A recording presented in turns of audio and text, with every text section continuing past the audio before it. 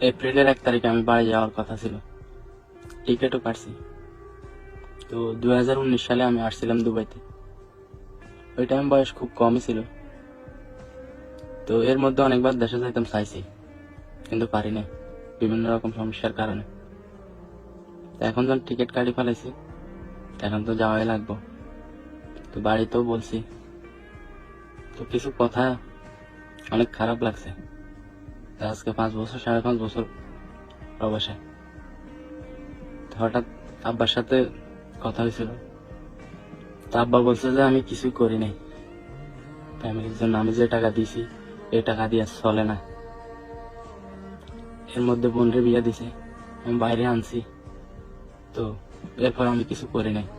ঘর বাড়ি সব ঠিক করছে, এরপরও আমি বলে যে কিছু করি নাই। এর মধ্যে আমি অনেকবার অসুস্থ হয়েছি, দেশে যাইতাম চাইছি, যাইতে দেয় নাই।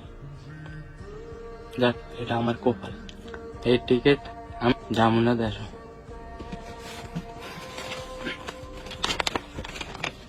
এই টিকিট,